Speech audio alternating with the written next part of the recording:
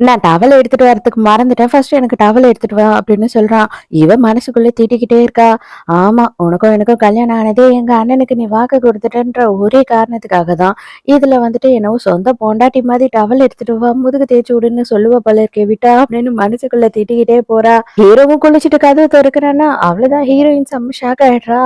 அப்படியே சைலண்டா ஹீரோவும் லைட்டா லுக் விட்டு சைட் அடிச்சுக்கிட்டே இருக்கா.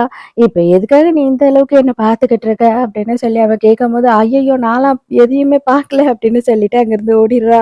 உனக்கு நான் எப்படிதான் புரிய வைக்க போறேன்னு தெரியல. இன்னும் எவ்வளவு நாளுக்கு தான் வந்து உன் அண்ணனுக்காக மட்டும் தான் நான் உன்ன கல்யாணம் பண்ணிக்கிட்டேன்னு நினைச்சுக்கிட்டே இருப்ப அப்படின்னு சொல்லிட்டு ஹீரோ மனசுக்குள்ள நினைக்கிறான். இவங்களுக்கு கல்யாணம் ஆகி 6 மாசம் ஆகுது.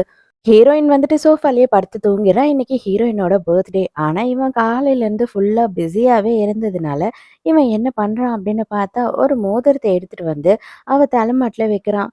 "நீ எழுந்து இத பார்க்கும்போது உனக்கு வந்து என்ன புடிச்சிருந்தது.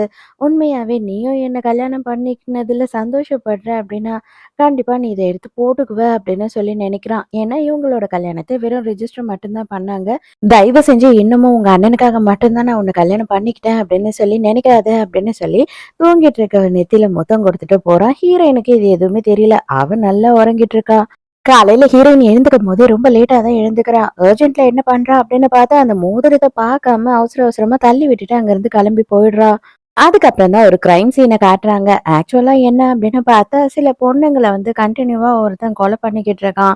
அது மட்டும் இல்லாம அவங்களோட கையையும் கட் பண்ணி அவன் எடுத்துட்டு போயிடுறான். அந்த கையும் கிடைக்க மாட்டுது. கன்டினியூவா வந்துட்டு 4 பொண்ணுங்க இதே மாதிரி செத்து போயிட்டாங்க. அதுவும் 20 நாள்ல. என்னதான் நடக்குது அப்படின்னு சொல்லி புரியல அப்படின்னு சொல்லி எல்லாருமே குழப்பமா இருக்காங்க. ஹீரோ தான் இந்த கேஸ நடத்துறான்.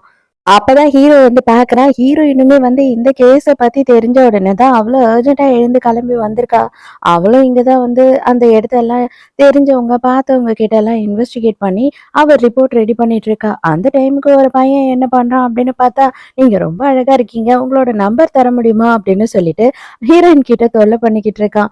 ஹீரோயினும் எவ்வளோ சமாளிச்சு பார்க்குறா. "டேய் தம்பி, எனக்கு கல்யாணம் ஆயிடுச்சு. ஒழுங்கு மரியாதையா நீ இங்கருந்து கிளம்புன்னு" சொல்லி அவன் கேட்குற மாதிரி தெரியல. "நீ வேணா என்னோட நம்பர் நோட் பண்ணிக்கோ. ஏன்னா காவல்துறை உன்னோட நண்பன் தானே. நீயும் நானும் இனிமே டெய்லி பேசிக்கிட்டு இருக்கலாம்" அப்படின்னு சொல்லி ஹீரோ வந்து நிக்கிறான். "ஐயய்யோ! ஆஃபீசர் அப்படியெல்லாம் இல்ல. ஜஸ்ட் அவங்களுக்கு எதனா ஹெல்ப் தேவைப்படுமோ அப்படின்னு சொல்லி ஒரு நல்ல எண்ணத்துல தான் வந்து அவங்க நம்பர் கேட்டேன். மத்தபடி வேற ஒண்ணும் இல்ல. நீங்க பாருங்க. நீங்க வேலைய பாருங்க. நான் கிளம்புறேன்" அப்படின்னு சொல்லிட்டு அவன் வேக வேகமா உட்டான் சூட்டு. அப்ப ஹீரோயின் உடனே கலாய்க்கிறா. "நான் எனக்காக எந்த ஒரு பெர்சனல் பாடி கார்டுமே வந்துட்டு வைக்கலையே. நீங்க என்ன எனக்கு என்னவோ பெர்சனல் பாடி கார்ட் மாதிரி பண்ணிக்கிட்டு இருக்கீங்க" அப்படின்னு சொல்லி கேட்கிறா. "நான் வரலன்னா இந்நேரம் நீ அவனுக்கு நம்பர் குடுத்துருப்பியா என்ன?" அப்படின்னு சொல்லி ஹீரோ கேட்டு